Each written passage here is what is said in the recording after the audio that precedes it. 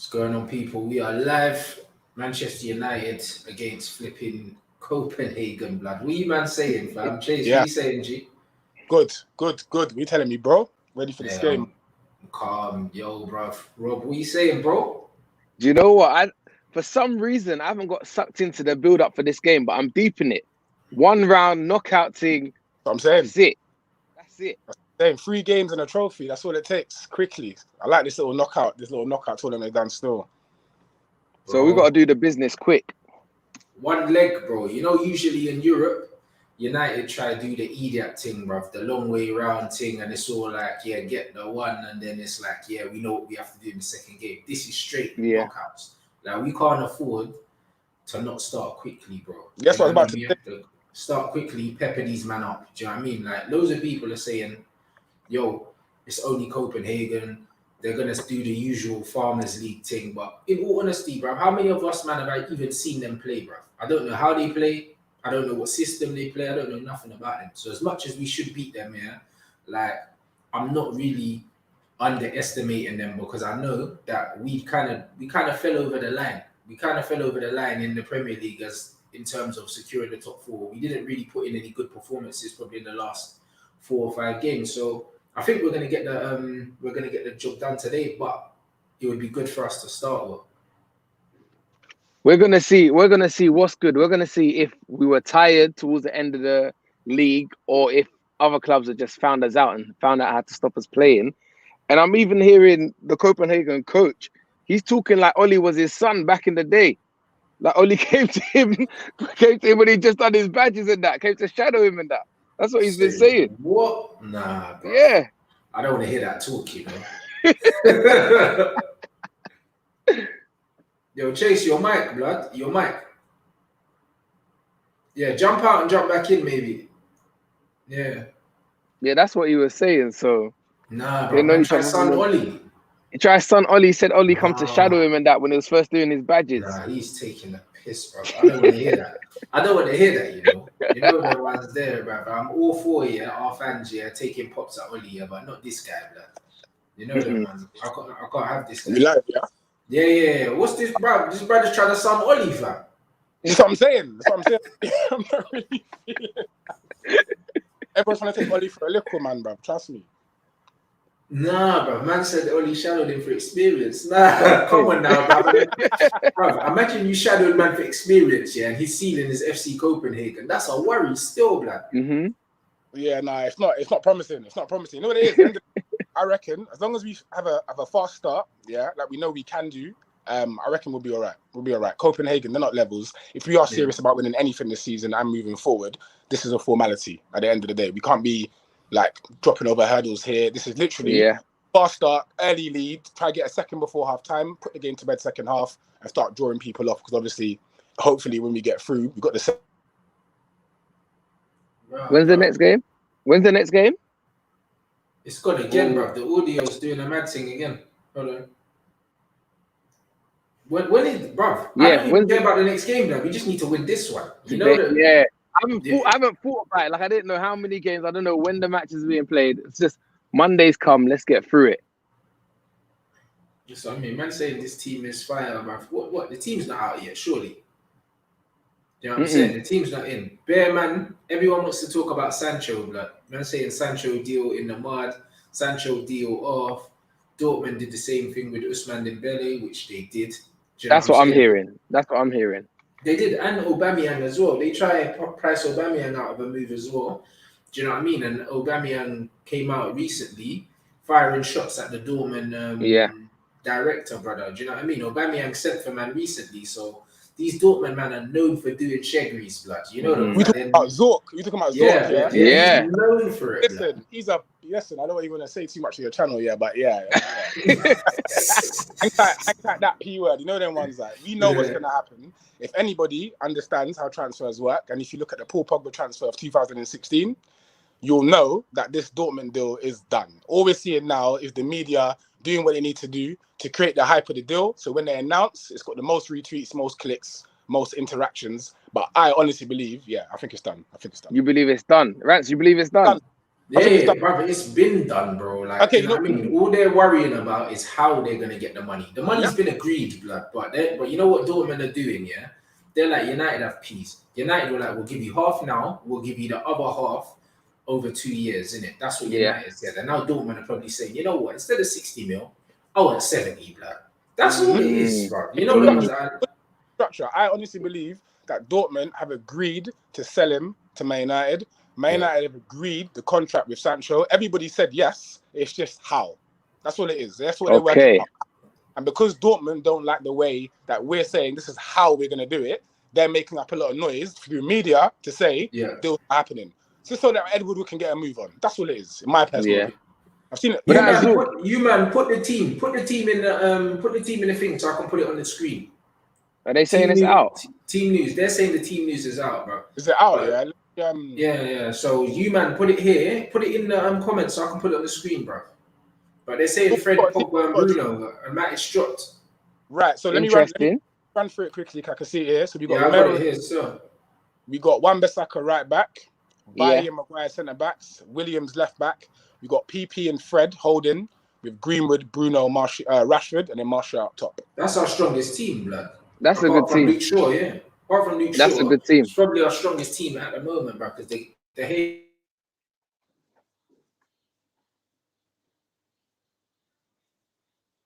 Rants? Yo, yeah. I thought it was me. You know there was. I'm doing little head movements to see if it's still me. And I was thinking, wait, try following with the head movements or? That's what I'm saying. Now this is a team that I've wanted to see though. I really want to see Fred, Pogba, and Fernandes together still. Yeah, I've been looking forward to that for a while now. Would you think of Fred starting over Matic? I think if we had a sick system, like if we had a fluid system, it could work. But I don't feel like Oli gives Fred a chance to show how good he is because he tries to put him in restriction, if that makes sense. I agree. See that word system that you use? This is something that me and Rants always argue over about Oli. And I do hear him because he's not the best coach. The way we play football isn't the greatest. Obviously, we do get results through the level of the players that we have. So, for example, Bruno, Pogba, Rashford, Martial. When you got that quality of players in the team, you don't really always need a system. You can kind of leave it up to the players. But I do agree that we do need to up the levels in terms of the way we are coached. 100% moving forward. The way that he's got the patterns of play. I don't see that on the pitch. I don't see the training that we do at Carrington coming through on the pitch. Not all the time. I do reckon 100% we need to up the levels in that regard, man. Definitely. Yeah. It's good to see like Fred there though, bro, because he's way more direct than Matic. Every time he gets the ball, he's going to be looking to break the lines in it, and I think it could be a quick start from us with him in there instead of Matic, and then if we get a few goals, bring on Matic to settle it down. Man, like 6.10. I'll be interested to see if they play Pogba and Bruno like in line, or if they play the two behind and then in front. 2-1 like that. Yeah. I would like the 2-1 because they should all work together. Then that way you free up Pogba a little bit. You don't put too much defensive duties on Fred either. If it's Matic, fair enough, because like Pogba can roam. He knows Matic is going to stay. They all need to work together. Yeah. The thing is, I don't know. Now, bloody Chase's thing has gone, bruv. I swear this Wi-Fi's doing the book thing today. But Fred and Pogba together, it can work. But what I don't want to see is I do not want to see Pogba deeper than Fred, blood. I don't want to see him covering for Fred. You know what I mean? Yeah, because with the Matic thing, we've been seeing it. We've been seeing Pogba deeper than Matic, which is horrible. That should never happen. Do you know what I'm saying? So if we're seeing Pogba deeper than Fred, then we know something is terribly wrong, bro.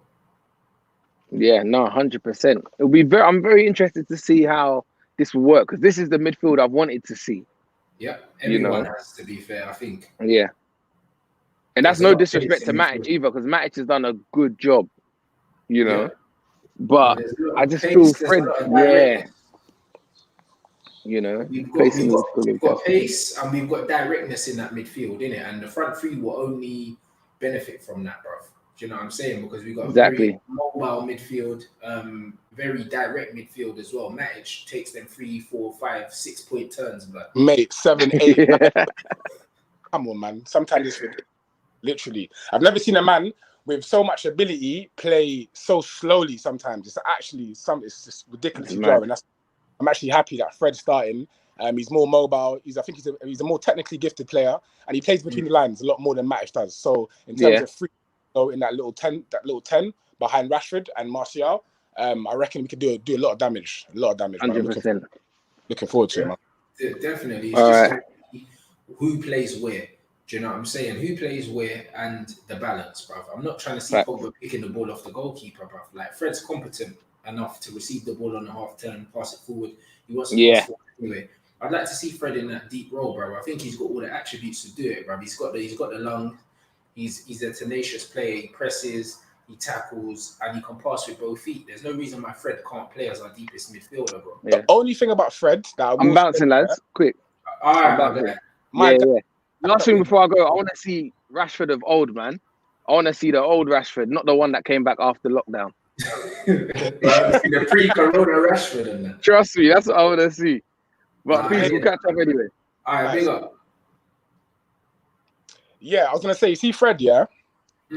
I like him. I like him a lot. I can't even lie, yeah? But the only thing about Fred, yeah, in possession, sometimes he looks a bit whatless, bruv. Like, sometimes he gets the ball and you can see, like, the headlights. And it's like, bro, and then he'll kick into play. If he could literally just rein in his game just a little bit, so when he gets the ball, he's touch tight, then you've definitely, we've seen it. We've got a player in there. But that's the only reason I think that Ollie would rather stick with Matic, because he trusts him more in possession. But then with that, Matic is so safe in possession. You know what I mean? So it's like we need like a make between the both of them. If we could literally merge Fred and Matic together, then you'd almost have the perfect DM in terms of, like, if you could bring Matic's ages down a little bit and Fred's a little bit up, then literally have them level out, then you know what I mean? Yeah, but I think if the movement's around Fred, he's fine, bruv. Like, last game, he got hooked off, but his pass completion was in the 80s, bruv. Like, and he done all right. Do you know what I'm saying? So it's one of the ones with Fred. If the option's on for Fred, he'll move the ball quickly. If the option's not on, he might take the extra touch and then he might lose it, bruv. But I think if he's in a system where there's people around him always showing for the ball, I trust him, bruv. Like, I can't even lie. Like, I do trust Fred, bruv. Do you know what I mean? And the thing is, he can wriggle and get himself out of trouble as well. Whereas Matic, if you press him and he's under pressure, bruv, like, there's no way Matic is going to skin you and get out of trouble, bruv. Do you know what I'm saying? So it's one of them ones where I think because of Fred's recovery, I think that even though he might be more risky on the ball, I think he could get away with it with Pogba next to him, bruv. And it would be good to see that. Because we've been seeing him next to McTominay for most of the season. Now, I was going to say, Fred starting, for me, way better than Scott McTominay starting. Obviously, I know that will beg to differ in terms of fans' opinions, but I just don't see it with Scott, man. I saw it pre-lockdown in a couple of games. Like, for example, I think it was the City game, and there was another big game that he had for us, and I was like, okay, fair enough. But since, I honestly think, as we get better, he won't get better with us in terms of what we need to start in the Man United midfield. Yeah, he's not levels. That's my opinion. Obviously, he's I wouldn't call him a water carrier because he's got more technical ability than just to be labelled a water carrier. But I don't think his level surpasses much than we've seen so far. I don't think there's much more of a ceiling for him to reach, if that makes sense. His experience will obviously go up. But in terms of his ability, do you see him coming on in terms of leaps and bounds? In terms of what you've seen from Scott, what else can he give us? Bro, listen, when I watch Scott McTominay, I don't know what he excels at, innit? He's tenacious. But that's it. He's just physical, bro. Yeah, that's what I'm saying. He's physical, he's imposing. But if he wasn't physical, Jose probably doesn't give him his debut, and we probably aren't watching him now, if we're honest. Like, football-wise, like, technically, he's all right. He's proficient. He's not good on the ball. Like, he's easily rattled, bro. If you press Scott McTominay, he's done. Like, he's rattled. You know what I mean? He's got a decent shot on him on the edge of the box. But at the same time... okay, technically. He's okay. Yeah, he's just all right. Okay. Yeah, he's all right. He's all right. But Ollie and them... All right's not the standard for us, bro. All right can't be the standard for Manchester United. When you're looking at him, he's comfortably our weakest midfielder, bro. Him and Pereira. Them man are comfortably our weakest midfielders. Yeah, I'd agree. With that. Pereira more so over him, in my opinion, just because of that physicality. Because McTominay's got the physicality, when he is a bit careless in possession or is about to lose the ball, he can put his body around, maybe a little bit more so than Pereira. But yeah, I would put him in the same class. I would, to be fair. I would. But that's what I'm saying. But for me, they're the same level of footballer, innit? It's just that Scott, makes up for his lack of technical ability because Pereira's probably better technically, but Scott's better physically. Do you know what I mean? I just find he's a bit, again, with Matic, it's a bit too safe. You know what I mean?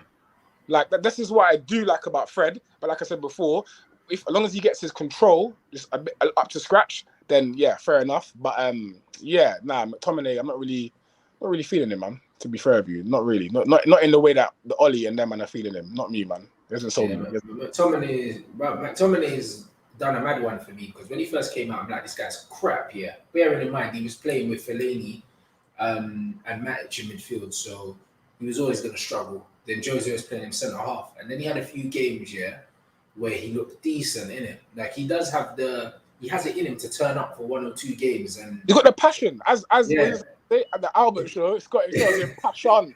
Yes, no, that is it. That is it. He excels in the areas where, bruv, you know what it is? It's almost like, hear me out, and anyone if they want to agree, he is our Jordan Henderson. Yeah. He could reach those levels in terms of passion and what's the word? My words are gone. But yeah, in terms of passion, nothing to do with what's in his 2 feet. It's all up here. His mentality, that's the word, sorry. His mentality is of a Manchester United player. I saw it against Man City at Old Trafford. He's got the mentality, but that will just have to just make up for what he lacks in his feet, basically. And I'm happy to have him around as a squad player. But in terms of what Matic was talking about the other week, as I can see myself in him when I was young, no. We do need a definite solid replacement if Fred isn't going to obviously step up to the plate, in my personal opinion. Yeah. We definitely need it. And it's worrying to me that we're not being linked with an defensive midfielder. Obviously, Matic got a 3-year deal, which doesn't make sense. There's no resale value in the Man Matic. So to give him 3 years... You don't think that doesn't make sense in terms of just having him around, in terms of experience and what he could pass on to like the younger players coming through in that same position, rather than like getting rid of him at the end of the next season with no one else in that seniority role? Yeah. Because my thinking is, have him, I don't mind the 3 years, but only if we're going to bring someone through for them to learn off of him, if that makes sense. If we're going to have him for the 3 years... That's it. You bring in a young defensive midfielder that can come in, learn off, man, because I reckon Matic has probably got 1 more season as a starting central defensive midfielder. Yeah, I'd agree. Because his legs are on the way out. You can see it. You can see that his legs are on the way out. But if there's someone to come in as an understudy that has a similar kind of game to him, because right now we don't have anyone to screen the defense if Matic don't play. Fred's not a screener. He's a reactive midfielder. That's why he gets dribbled past quite a lot in games, but he recovers well. But Matic, very reactionary. And so is McTominay. The man reacts, but the difference is McTominay ain't got the pace of Fred, so he ends up just kicking, man. But Matic will drop off screen, drop the shoulder, play it across and that. We don't have anyone of that kind of ilk in it. So when we're looking at replacement, we need to start looking at like-for-like replacements. Obviously, it's a bait one, but Thomas Partey, of Atletico, what are we doing there? Like 40 million, ready to go. Yeah. Ready to go. For me, that is an ideal replacement for Matic. Obviously, you got your likes of Wilfred Ndidi, and there's another youth that plays for France in Lille, but I'm always a bit skeptical with them French players, especially after flipping Nicholas. Pepe, man, like Pep now doing that, bro. Pepe Le Pew, bruv. Thomas Partey, 45 million euros buyout clause. If that was me, I'd be all over that. I don't know what we're doing, to be fair. I don't know what we're doing, man. I don't know what we're doing. And then you think, what's his name? Leicester have signed the Portuguese brother as well, blood, the central midfielder. So Ndidi could, bro, I reckon they'll sell him, Well, indeed. Okay, cool. Kante. You heard about Kante? About that Chelsea apparently are looking to potentially throw him to the wayside. Listen, no brainer for me. If that was a potential deal to happen, I'd be all over that as well, man. All over that. Yeah. My man saying Garner's the guy. 2 years. Bro, listen, Ollie talked up Jimmy Garner, yeah? Everyone talked about Ollie was about to play youth. Garner with his basketball shorts, blood. How many minutes has he got? Man, Jimmy Garner's got like 10 minutes under Ollie, blood. Ollie's not feeling it. as far as No, he's not. Obviously, we know about Jimmy Garner. We've spoken a lot in the group about him, yeah. But we've only ever seen him, or me personally, only ever really seen him under a microscopic view in the under 18s and then a little bit of the under 23s. But we've seen a lot of players shine in the lower levels, and then when they come into the first team, it's just not the same. So I'm not literally, like, for example, Mason Greenwood, you knew, regardless of whether it was under 16s, under 18s, under 23s, you could see this guy's going to do it in the first team because it's goals. It's goals, it's movement. Jimmy Garner, it's like, okay, cool, you've shown your tech in midfield, but it's a different ball game in terms of central midfielders in the pro men's game. I can't really take his under 18s and under 23s performances and then say, all right, cool, he's definitely going to transcend into the first team without physically seeing it myself. And obviously, Ollie, like, looks like he thinks the same thing. So good shout for Jimmy Garner, but I don't think that's the same with Levitt as well, bro. There's an Yeah. argument to say that there's not much in the two of them, but either way, yeah, I think a lot of Manchester United fans need to realize that, like, it's okay for us to buy players, you know, not every day trying to shoehorn these youth team players into the team, fam. That's what I'm saying, bro. Do you know what I mean? Like, we're a big Not club. all of our youngsters are good. You have to, like, literally, not all of them are good enough to make it. It doesn't matter how good they were, like I said, in the under 18s, under 19s, under 23s, or even if they come into the first team and did well in their couple of... We've seen so many players come into the first team. They might have even scored, had a couple of decent appearances. They still find themselves at Preston in a year's time, bro. Yeah. What's his face? Let's go back. Wilson, James Wilson, bro. Mate, I was only going to go further back. See, remember Chris Eagles? Yeah. Chris Eagles was decent. Chris Eagles, he played he scored league goals. He scored against Everton in the 4-2 win when we won the league back in the day. I think it was 2003. Still got sold. You got the I forgot his name. We had Blake and Rossi banging in goals, and neither of them made it. Like, Rossi was injured. Blake, a few that didn't make it through to the first team for whatever reason. Obviously, just before you mentioned James Wilson, it's just so many. So we just got to take it easy, man. What's his name? What's the youth that we signed from non-league as well? Nick Powell. Listen, there you go. That is a key one. Nick Powell was literally, at Fergie's words, the next Paul Scholes. Paul Scholes, yeah. We believed in the hype. Debut, slapped a goal against Wigan. I think he slapped another couple of goals that season as well. And then what happened? Fell to the wayside. Loaned to Wigan. Now he's playing in League One. Is it League One they're in? Or bottom of the it happened. There you go. I mean, Makeda, Darren Gibson, bro. We can keep going, bro. It happens all the time, bro. I remember that Callum Gribben, bro. Yeah, he was meant to be the next Ryan Giggs, blood, and now that bro's playing in League One or something. I think. Look, remember at the end? I think it was at the end of last season. I think it was at the end of last season when Ollie gave a few people debuts, or was it the season before? And I think one of the youths scored, and like literally that summer we sold him, bro. And everyone was like, what was his name? He plays for Preston. Tom something. Plays for Preston now. I forgot his name. I sadly want to look it up. Someone in the comments will know it, bro. He plays for Preston. I'm sure. Tom, yeah. I'll find it. I forgot his name, but he was literally on our books. First team, all of that talk. He actually broke into the first team. Debut, wrapped a goal. I remember the goal. I forgot his name. Man keeps saying Josh Harrop, blood. Josh Harrop. Yeah. It was Josh Harrop. Do you remember the gas about Josh Harrop before he came through? Bare gas, bro. But then that's what I'm saying. The gas was real, and then he actually came through. He scored on his debut, so you would have thought, all right, cool, you're going to cut you to the first team. It don't happen like that. Not always. Sometimes it's a shop window. It's a shop window for these players because you're not Man United, but you're better than a lot of the other teams. So it's like, all right, cool. Put you on the platform. Someone will come in for you. Sayonara. That's how it goes at the end of the day. So not everything is gold. Not everything. We have to look at our team and say that we want to be competing with the best in Europe, bro. So if these men are not ready to come in and do it now, we can't be saying, yo, like Jimmy Garner, bro. No. We need men that are going to come in now. We should be strengthening our starting 11 so that the men that are starting now that aren't good enough can be on our bench, blood. And that's going to push people like Jimmy and them, man, even further down the pecking order, bro. Like, this ain't a charity. This is Manchester United Football Club. Like, we need it's facts. It's facts. Let me ask you something. What do you reckon of Brandon? honestly, the 4-year deal that we gave him, yeah, just because obviously we're talking about players that have come through and whatnot. Do you reckon that the performances that he's given, not saying that they have been bad, but do you reckon the performances he has given warrant a 4-year deal? Like you're No, now cemented at Man United. absolutely not. But I don't think he's cemented. I could see him. I could see him getting sold in probably the next 2 seasons for the simple fact that he's a right-footed left back, and it's one of them ones where he's got no chance of playing right back. He's behind Wan-Bissaka, and also you would have to think that what's his name?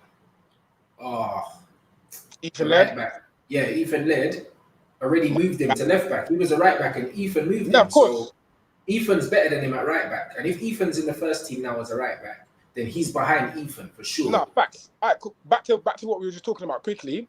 See Ethan Laird. Now that is your Mason Greenwood in terms of what you could potentially achieve. He's on that side of the academy. So you got your Mason Greenwood types that when you see them at academy level, and like Mengi, players like that, when you know that Levels regardless of off. what level they're playing at, if you put him in the first team, he's gonna do what he's doing the same way in the under 18s. Then there's others like your Jimmy Garners that not too sure about. But see Ethan, 100% definitely gonna come through. I can't wait. Yeah, Can't wait. bro. And LJ, yeah, this is the same Chase, blood, from Banson Source and X-Files, blood. This is my best friend, blood. You get Bye. me? So, yeah, it's the same one, blood. So he's the same Chase in all the stories, man. Only one, man. There's only one. You see when you hear Rants and Chase, there's only one, bro. There's only one, Yeah, man. man said that Ethan's injury prone. Yeah, which is true. However, do you know what I mean? A lot of young players, when they're growing up and they're going through growth anyway, have loads of injuries, bro. Steven Gerrard was one. Do you know what I mean? It happens, bro. But if he can get over his injuries, you know what I mean, Giggsy was the same. As long as he can get over his injuries, bro, he's got a bright future ahead of him. If he doesn't, Still growing. then he'll be Yeah. sold. He'll be sold as well. Yeah, no, that's what I'm saying. That's the thing, though. This is how we have to move, bro. This is how we have to move. It's been too long. I was reading the stat the other day. If we don't win, the reason why I want to win this Europa League, yeah, isn't because it's the Europa League. It isn't because it's a trophy. It's literally because I'm used to winning, bruv. Yeah? And Yeah. anyone that's watching at the moment, if you have been supporting Man United, if you're obviously like me and Rants of the older generation, yeah, not this new Twitter generation, like actually watching football with your eyes and not statistics, bruv. You know them ones. Like you'll be used, literally, it's just what we're used to. I don't like the fact that when we end the season without lifting something, regardless of what it is. See, if we win this Europa League, no, I'm not going to go on Twitter and tweet and troll and whatnot. But as a Man United fan who's used to winning, I will be pleased the fact that we've won something. And if we don't win something this season, it will be the first time since I think Fergie took over that we've gone over 3 years without winning a trophy, bro. Yeah, it's not good enough. Or even before that. So it's not good enough. It really isn't. We're almost borderline in levels here, man. So it's important. Very, very, That's very, That's very what I'm saying, bro. So we just have to go out there. The team that's out there now, I hope Mason has a good game because the last couple games he's looked tired. He hasn't really been too involved. Rashford post lockdown probably has had two good games. That's it. He has. That is it. Do you know what I mean? He's been poor. The only thing I say Martial's about post carrying Rashford, us. the only thing I say about post Rashford lockdown is that I have seen an improvement in terms of his all round game. If that makes sense, in terms of his awareness and his willingness to do more for the team without direct benefit for him, if that makes sense. So he might not get the assist, he might not even be at the end of the goal scoring opportunity, but his gameplay has for me has bettered. I don't know what you think about that. I think so as well, but I think that he's feeling the effects of the injuries, bro. Okay. You know what I mean? I feel like the confidence he used to have to run at a man and bun him. You don't have that no. Yeah. You know, I think that he's scared, bruv, to really open up and really let rip on man. So he's kind of playing conservatively. If you notice now, a lot of the time, Rashford's trying to drift into that number 10 role and try and lick play. I'd be a bit more of a playmaker. Instead of staying outside and taking his man down the line, cutting in and shooting like what we know him to do. And there's no reason for him to do that because we've got Bruno in the middle who's more creative than him. So actually, you're probably only getting in Bruno's way by doing that. And also you're compressing the space, which we can hurt people. You're more dangerous out wide. Do you know what I mean? Isolating people one-on-one. Rashford with loads of people around him isn't dangerous. Rashford isolating someone one-on-one is terribly dangerous, bro. Because even if he can't beat you with skill, he beat you with pace. Yeah, Rashford with too much time in his brain, nothing happens. That's the thing. He's an off-the-cuff type of player. That's why for me, obviously for you as well, I've always like just put Martial just above of him in terms of like how good they actually can be and are at the same time, like present and future tense, just because of Martial, and Jaden's got it as well. When they've got the ball, it's almost as if time slows down. And like it runs on what they're on. Like what happens here now is up to me. And it's whether you can stop it. Whereas Rashford, you give him that time, nothing happens. He needs to operate in not like, see Rashford, it's almost like that Superman. Like he could literally operate in a phone box. Literally. In that tight space, a Mazzoline can happen. But if you give him grass and space to think, and he might not make the right decision. You know what I mean? And that is the difference. That is the difference. Facts. It is the difference. The super chat saying, is it mad to think Wan-Bissaka can move to right centre back like Ramos? Bro, no. who knows? Not right now. But yeah, do you know what I mean? So. When Wan-Bissaka gets older and he probably loses half a yard of pace, he probably could get away with playing. Yeah, that's what I'm saying. I don't think so. I think he's decent enough on the ball. Do you know what I mean? That as he gets older, more experienced, he can step inside and do it, bro. Like, definitely. The same way, do you know what I mean? Ashley Young was intelligent enough to be able to go from an attacking winger to going into a defender, bro, and still beat the game. I think the only thing is with playing centre half, bro, like, it's about reading the game more. It's not about reacting to the game, bro. You know them ones, and it's like, I was talking to Tom Huddleston today. You lot, the interview, I'm going to drop the Tom Huddleston interview tomorrow. Yeah, Tom Huddleston, just like Declan Rice, started off at centre-back. And you see when you play as a centre-back behind the play, you get to read the game and see everything. So when he stepped into defensive midfield, bruv, man just had a picture in his head because he was so used to... his brain has already adapted. I know what you mean. His brain's already adapted to seeing the game from that angle. Everything's in front of you. So when you're a bit further up the pitch, you know when the ball gets kicked up to you long, if someone misses a header, you know, stop back, sweep, boom, you know where everyone is. With Wan-Bissaka, because he's been playing on up and down the wing, yeah, to step inside, and then you're literally seeing another football match. That's what people don't understand. You're seeing another game. Ryan Giggs played left wing. When he moved into centre mid, yeah, you're seeing a completely different football match, bro. That's what I'm saying. No, it's facts. Anyone that's played football at a decent enough level, and that's not to put anybody down, but obviously semi-pro and above, if not pro football, if you have had the opportunity to play at that level, you'll know literally every single position, the game completely changes. Completely. Even obviously I'm a forward, so I played centre forward, and obviously as you know, I played left wing. Not left midfield, left wing. And people will say, but what's the real difference? Especially if it's in a 4-3-3 and it's fluid. The game is completely different. So I can only imagine the changes that you'd have to go from, say left midfield to centre mid, or even from left back to left centre back. People would say, well, it's only literally one in. So what's the difference? Like a whole game of football, literally. It's a big difference. And speaking of left centre back, and to that shout for Aaron Wan-Bissaka, I reckon that Luke Shaw is probably a better left centre back than he is a left back. He is, bro, because his reading of the game is very good, bro. Very good. That's the one thing I do rate about that guy. Like, you know the ones that his reading of the game is very, very good. He's an intelligent player, bro. He's just not a brave player, which is why he could play centre back. Was a brave player, but then leg break FC, obviously, as it happens, and I don't think mentally, I don't think he's ever going to get over it. To be fair with you, I don't think that ever. Yeah, it's been Memphis. That was 2014-15 season when it happened, when he broke his leg. Yeah, so that was like 5 years ago, bro. So it's been a whole contract's length of time for you to mentally get over yourself. And every time he goes on the outside, you just see he's not really ready to commit his whole life to the situation. In the back of his head, the cogs are still going. But in terms of left centre back, no, definitely, I reckon he could definitely do a job. He's good on the ball. Do you know what I mean? He reads the game well and he steps out from the back in it. So in a free, he's the perfect choice for that. But this is the problem with football right now.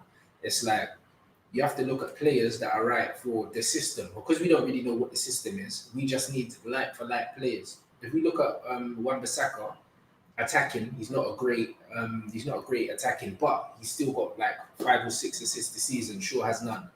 Do you know what I mean? And then Luke Shaw looks better on the ball because he's technically better, less unorthodox, but his output is very low. Do you know what Very, I'm very saying? low.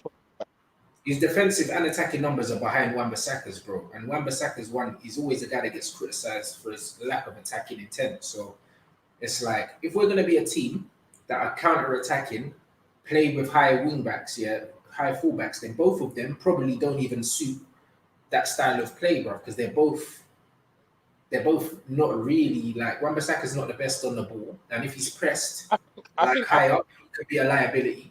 Yeah, I've got more hope with one, only because we know that he used to be a right winger, like a full right winger for Crystal Palace before he obviously went through to the first team. So it's in there because I've seen clips of him doing a madness at right wing. So he does know how to be a guy, but for me, he just needs to just improve. With Luke Shaw, remember, he is the best part of 25 now, 25 years old. You know what I mean? Whereas Wan-Bissaka is 21. No, he's older than Around that age. So with one, I've got a lot of time for him. With Luke Shaw, way less so, because you're pretty much cemented as a footballer now, mentally. How you operate, how you play your game, it is what it is. You know what I mean? I don't think there's much adaptation that you can go through, and I really got that much more time for him and in that position. Obviously, a lot of fans could say that I'm being a bit harsh, but nah, man. Going forward, I just can't do it, man. Can't do it. How old is Wan-Bissaka? How old is Wan-Bissaka? You know what I mean? But yeah, you're right. Like when I look at the team, we need balance, innit? We definitely need the screening holding midfielder. We definitely need another centre half. Do you know what I mean? I said before I'll take Chris Smalling back here before I signed like Gabriel blood. Like, brother, I'm not gonna get done by YouTube again. He's 22, Wan-Bissaka. Brother, I almost forget how young that you is. There you go. That's what I was trying to say. 22 years old, bro. He's a kid. He's a kid, man. He's You know what I mean? Yeah, I'll give him plenty of time, bro. I'll give him plenty of time. However. Yeah, I'll give him plenty of time. He's like Rashford's age, bro. Luke Shaw's 25. All right, cool. 25 years old. Not crazy, not that bad. Just turned on 12th of July. But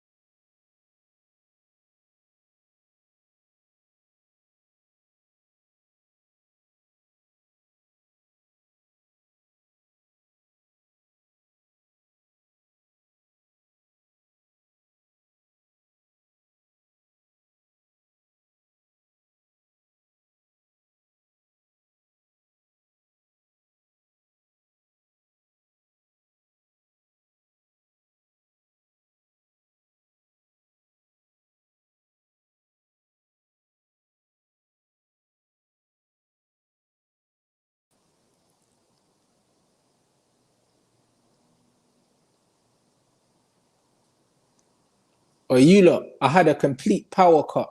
So man was gone, innit? Man was gone. So yeah, I'll be back after the game, innit? But yeah, power died, innit?